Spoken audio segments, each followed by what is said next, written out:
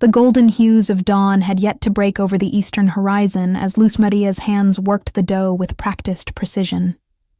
The small wood-fired oven in her modest Veracruz home radiated warmth against the morning chill, its amber glow casting dancing shadows across her determined face. Each golden roll she shaped carried within it a silent wish, a prayer for something more than this life of quiet solitude. For years, she had lived in this same rhythm, kneading, shaping, baking, finding both sustenance and purpose in the humble art of bread-making. Yet beneath the steady movements of her capable hands stirred a yearning for connection, for a place where her heart might truly belong. The knock that came at her door that morning was unexpected. A courier, dusty from the road, handed her a plain envelope bearing an unfamiliar seal. "From Don Prudencio Castañeda of Santa Clara del Llano," he announced with a formality that suggested importance. The man departed as quickly as he had arrived, leaving Luz Maria standing in her doorway, letter in hand, heart suddenly racing with possibilities. By candlelight that evening, she carefully unfolded the parchment. Don Prudencio's handwriting was precise and measured, much like the offer it contained. A marriage by correspondence, a proposition offering shelter and a name, nothing less, nothing more. Not a single mention of affection, let alone love. Yet Luz Maria found herself tracing the words with her fingertips, feeling the weight of decision in each carefully penned line. She was 32 years old. In her small coastal town, she had long since been categorized as a spinster, a woman whose chances for marriage had withered like flowers in drought. Don Prudencio's letter represented not romance, but perhaps something equally valuable: opportunity. A chance to rewrite her story, to step beyond the narrowing walls of expectation that had been closing around her with each passing year. "I will go," she whispered to the empty room, her voice finding strength with each syllable. "I will make this chance my own." The following days passed in a flurry of preparation and difficult partings. She sold her iron stove, the embroidered linens inherited from her mother, and finally, with hands that trembled only slightly, the antique silver earrings that had been her grandmother's wedding gift. Each transaction brought both pain and purpose, gradually accumulating the funds needed for her journey inland. On her final night in Veracruz, Luz Maria carefully packed her wooden chest, the baul that would carry her life from one existence to another. She placed within it her handmade quilt with its pattern of blue stars, 3 precious books that had been her companions through lonely evenings, and the dresses she had meticulously altered to flatter her generous figure. Her fingers lingered on the fabric, anxiety momentarily overtaking her resolve. What if her appearance displeased Don Prudencio? The letter had requested only a respectable woman of good character. What if her full form failed to meet unstated expectations? She pushed the thought away, closing the chest with determination. Dawn was approaching, and with it the train that would carry her inland, away from the only home she had ever known. As the first whistle sounded in the distance, Luz Maria closed her eyes and whispered the words that would become her armor in the days ahead. "I was not born to be small for anyone." The journey inland transformed the coastal landscape she knew into rolling hills, and eventually the vast plateau where Santa Clara del Llano spread beneath a canvas of heavy gray clouds. Stepping onto the wooden platform, Luz Maria clutched her baul, scanning the station for the man who would become her husband. Instead, an indifferent servant approached, regarding her with poorly concealed disappointment. "You are the woman from Veracruz?" he asked, his tone suggesting he already knew the answer. "Yes, I am Luz Maria Hernandez," she replied, straightening, her back despite her exhaustion. "Wait here." The man disappeared, leaving her standing alone as curious travelers passed by, some offering pitying glances. 10 minutes passed, then 20. Finally, a tall figure approached. Don Prudencio himself, she presumed.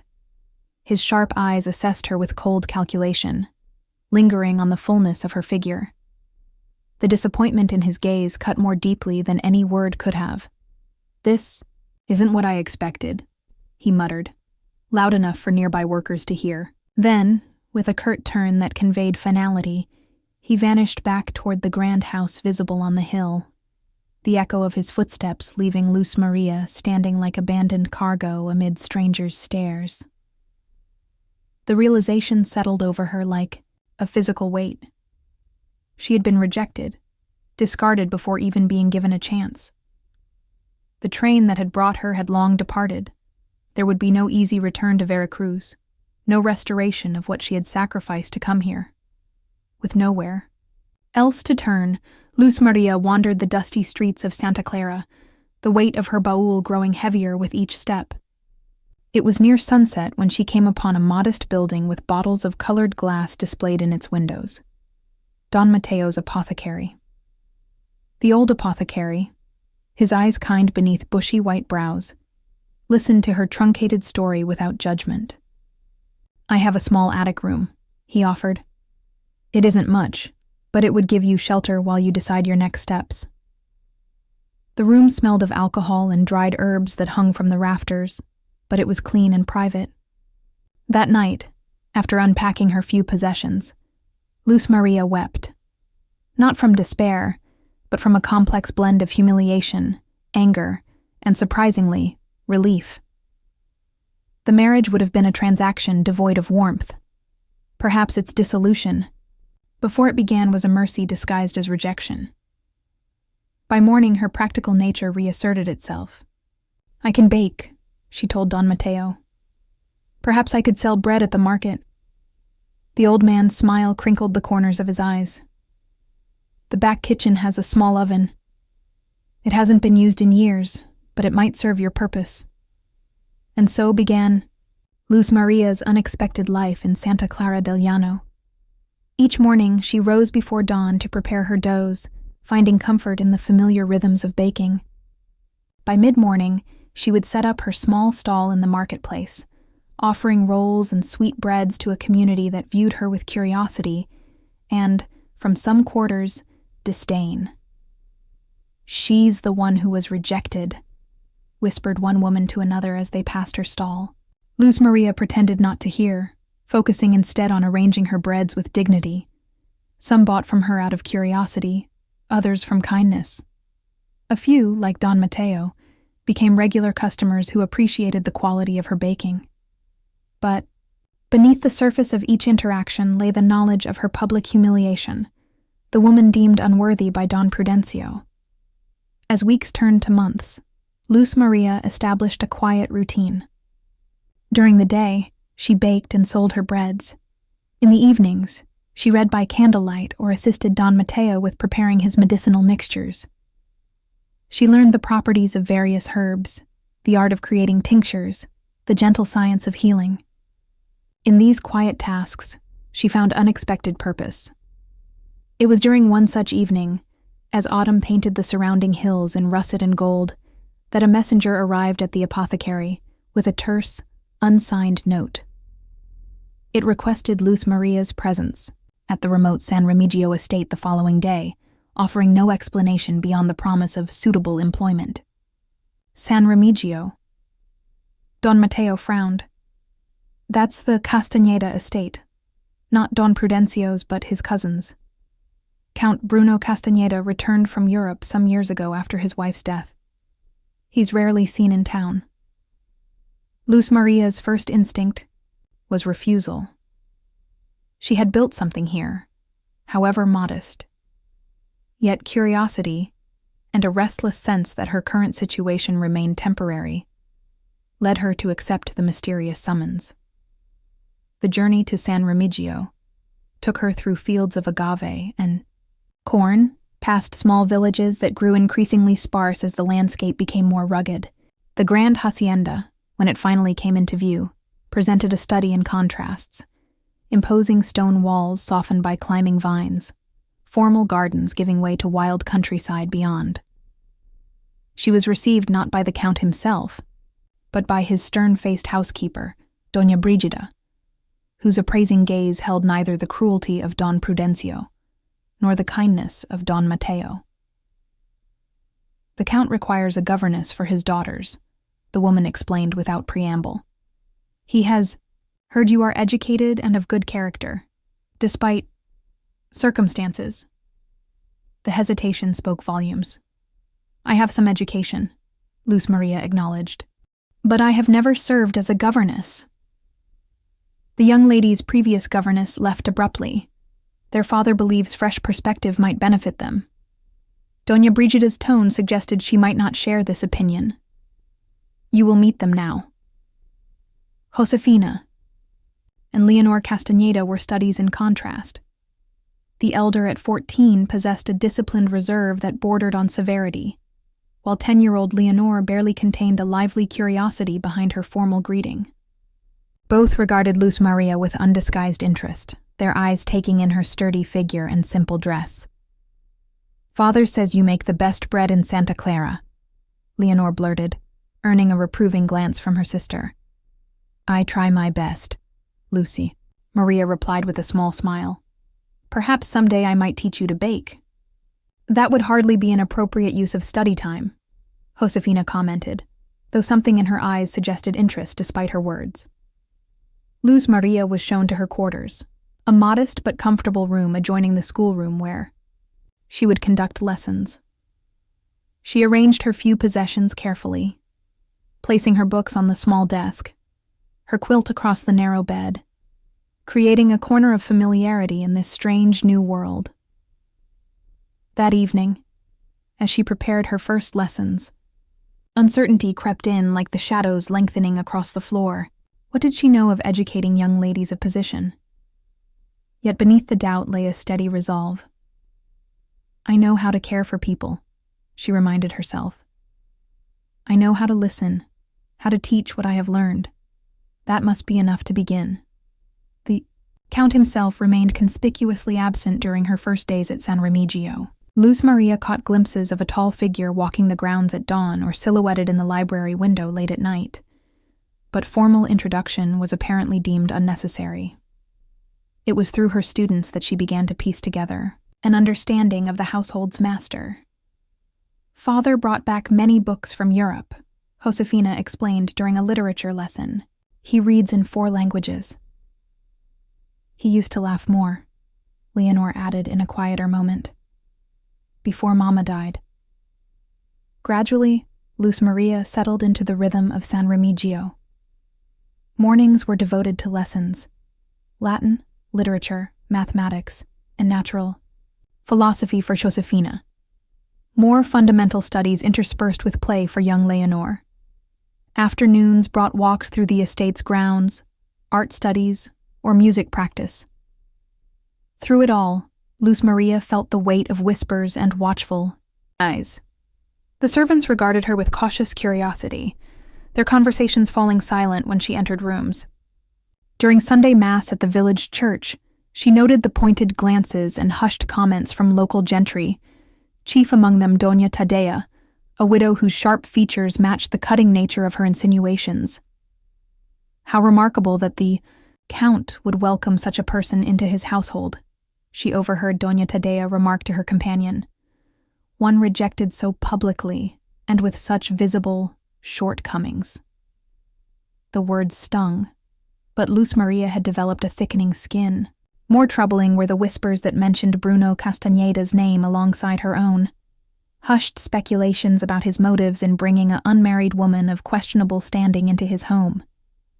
It was during her 3rd week at San Remigio that Luz Maria finally came face to face with her employer. She had taken the girls to gather botanical specimens in the eastern fields when they encountered the Count returning from a ride. Up close, Bruno Castañeda presented a study in controlled dignity, his features handsome though marked by lines of grief, his bearing aristocratic yet lacking the cold superiority of his cousin. Miss Hernandez, he acknowledged with a formal bow. I trust my daughters are proving apt pupils. They are indeed, sir, she replied, striving for professional composure despite her racing heart.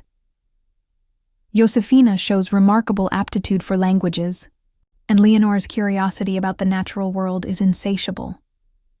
Something like pride softened his expression as he glanced at his daughters. "Then I was right to bring you here." His eyes, when they returned to her face, held a directness that both unsettled and intrigued her. "We dine at 7. I would be pleased if you would join us this evening." The invitation, or command, hung in the air between them as he rode on, leaving Luz Maria to wonder at its implications. That evening, dressed in her best gown, she joined the family in the grand dining room, acutely aware of her position as neither family nor servant. Conversation flowed more easily than she had anticipated. The Count proved to be thoughtful and well-read, drawing both his daughters and Luz Maria into discussions of literature, history, and philosophy. There were moments when his stern facade cracked to reveal flashes of dry humor or genuine warmth, particularly when addressing his daughters. As the evening concluded, he surprised her by inquiring about her baking. "Leonore speaks highly of your bread," he remarked. "Perhaps you might show the cook your methods. The kitchen is at your disposal should you wish to practice your craft." The offer struck her as oddly personal, an acknowledgement of her life before San Remigio, a recognition of skills beyond those required for her current position. "Thank you, sir," she replied, finding herself unexpectedly moved by this small kindness. "I would like that very much." The following weeks brought a gradual shift in the household's dynamics. Luz Maria's morning baking became a quiet ritual that brought comfort not only to herself, but to others. Leonore often joining her to learn the basics, the servant stopping by for warm rolls, even Josefina occasionally appearing to read aloud from her Latin texts while Luz Maria worked the dough. Bruno's appearances at these morning sessions were infrequent but significant. He would arrive silently, accept a cup of coffee and fresh bread, sometimes engaging in brief conversation before returning to his duties.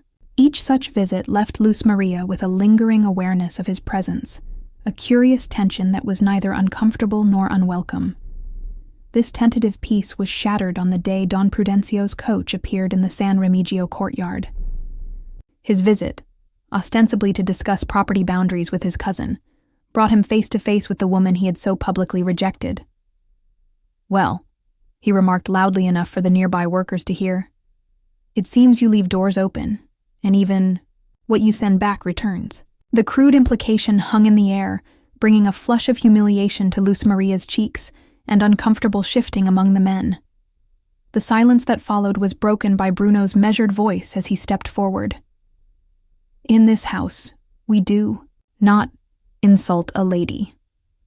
6 simple words, spoken without heat, but with unmistakable authority. Don Prudencio's face darkened with anger, but he offered no further comment, retreating to discuss business behind closed doors. In that moment, something fundamental shifted. The workers exchanged glances that spoke volumes. Luz Maria was not merely a tolerated presence, but someone under the Count's protection. That evening, as she walked through the gardens to clear her thoughts, Bruno appeared beside her. "I apologize for my cousin's behavior," he said simply. "There is no need. His opinion of me was made clear months ago. His opinion reveals his own limitations, not yours." Bruno's gaze held hers steadily. "You have brought something valuable to San Remigio, not just education for my daughters, but a kind of warmth that has been absent too long." The admission, offered with such quiet sincerity, opened a door between them that neither had acknowledged before. They walked in companionable silence until they reached the shadowed entrance to a walled garden Luz Maria had not yet explored. "What's behind this gate?" she asked, echoing a question Leonore had posed days earlier. "My wife's garden," Bruno replied, a note of sorrow threading through his voice. It has been neglected since her passing. The following day, finding herself with an unexpected free afternoon, Luz Maria ventured through the unlocked gate. The garden beyond was indeed neglected. Brambles choking once formal flower beds, moss claiming stone pathways, the fountain at its center silent and green with algae. Yet beneath the wildness, she could sense the bones of something once beautiful, waiting to be reclaimed. Without conscious decision, she began to clear away vines from a stone bench, then moved to uncover what appeared to be a bed of dormant lavender. The physical labor proved unexpectedly satisfying, a tangible way to create order from chaos, to honor what had been while making space for new growth. She returned the next day with proper tools borrowed from the gardener, and the next, gradually, revealing the garden's original design. Sometimes Leonor joined her, eagerly digging in the soil. Occasionally, Josefina would sit nearby, reading aloud while Luz Maria worked. And sometimes she would look up to find Bruno watching from the shadows of the mansion, his expression unreadable, yet intense. One evening, as sunset painted the garden in gold, he finally entered while she worked. Elena loved this place, he said quietly, naming his late wife for the first time in Luz Maria's presence. She designed it herself, brought plants from Spain, spent hours tending each bed. It must have been beautiful, Luz Maria replied, sensing the importance of this shared confidence. It was. He knelt beside her, examining the new lavender seedlings she had planted. As is what you're creating now. Not the same, but equally meaningful.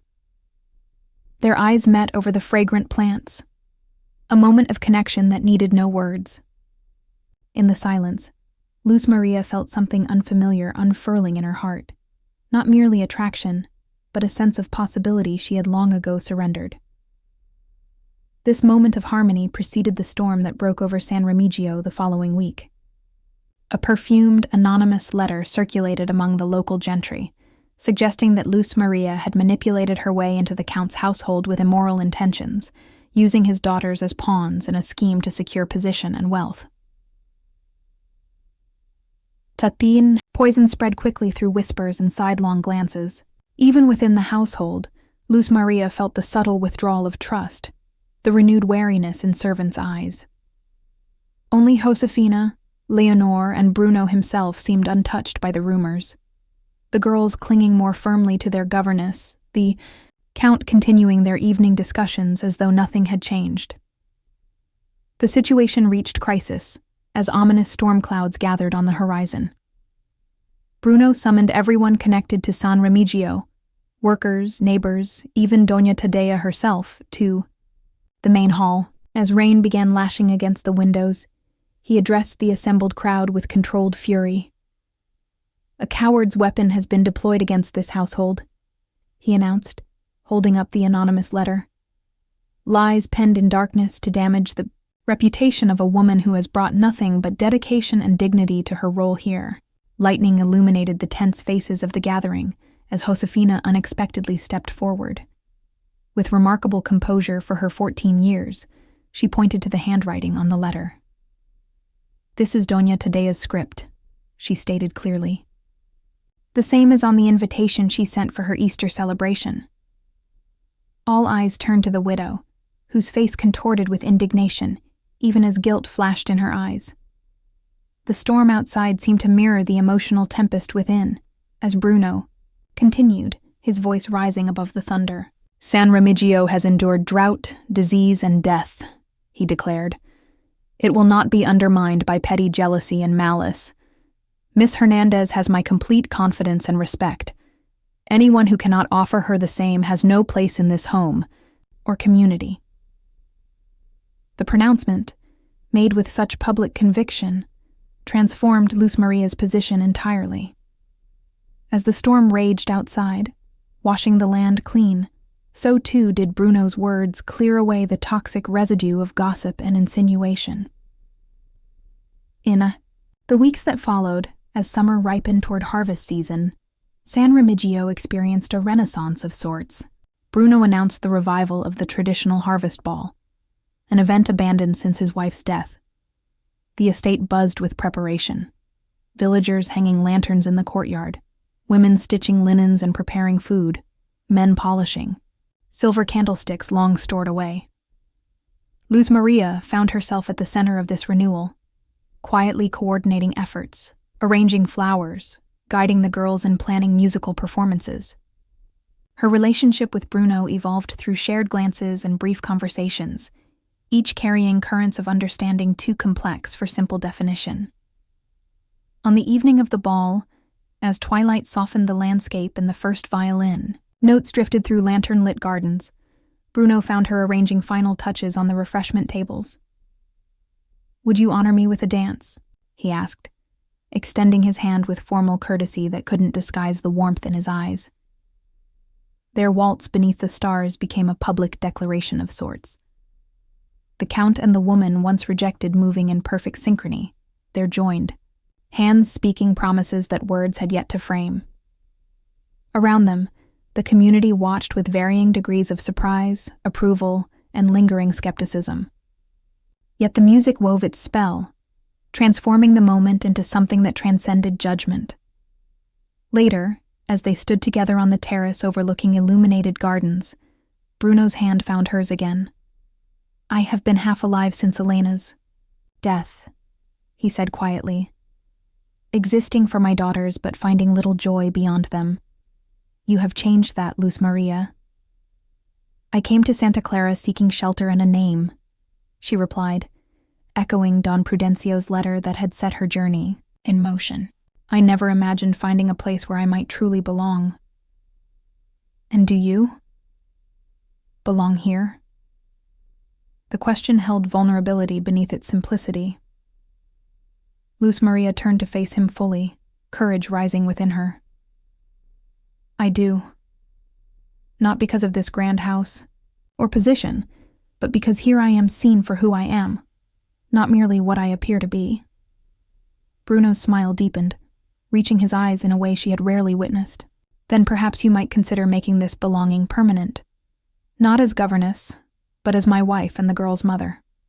The proposal, offered without grand gestures but with profound sincerity, brought tears to Luz Maria's eyes. "Are you certain?" "The rumors, the judgment, let them talk," he interrupted gently. "We will build our happiness regardless." And so it was that as harvest reached its peak, Luz Maria walked down the aisle of the simple chapel beneath blooming jacarandas. Her dress was fine linen rather than elaborate silk, her ornaments the fresh flowers Josefina had arranged in her hair. Bruno waited at the altar, his solemn presence a stark contrast to the ostentation that might have characterized a different union. Their vows spoke of respect, patience, and shared care, honest acknowledgement of the foundation they had built and the future they envisioned together. As Josefina and Leonor scattered petals along their path, quiet applause rippled through the congregation, former critics now witnessing the triumph of substance over appearance, of genuine connection over social convention. The modest feast that followed under ancient trees sealed their union, not just as husband and wife, but as family and community, a celebration of belonging found rather than prescribed. 5 years later, San Remigio flourished under their joint stewardship. Fields grew lush, laughter echoed through once silent halls, and young Mateo, their 3-year-old son, raced beneath the ancient jacaranda tree, his joyful energy a testament to the home's transformation. Josefina, now a poised young woman, devoted herself to teaching local children to read, while Leonor dreamed of establishing her own school in the village. Bruno had reclaimed the library once shrouded in grief, filling it with new books and shared memories. Luz Maria's bread still drew people from miles around, her kitchen becoming a place where villagers sought not only nourishment but counsel and connection. Even Doña Tadea's isolation, self-imposed through her own toxic words, served as reminder of bitterness's cost. On warm evenings, the family would walk together beneath flowering branches, their contentment a living proof that dignity and love could transform even the hardest soil. Luz Maria, her hand secure in her husband's, would sometimes recall the words she had whispered to herself on that fateful dawn in Veracruz. "I was not born to be small for anyone." In finding her rightful place, not through compromise or reduction, But through being fully, gloriously herself, she had discovered a truth more powerful than rejection: that belonging comes not from fitting expectations, but from creating spaces where authentic connection flourishes. In the golden light of San Remigio's gardens, surrounded by the family she had found and nurtured, Luz Maria had become not smaller, but magnificently, completely herself.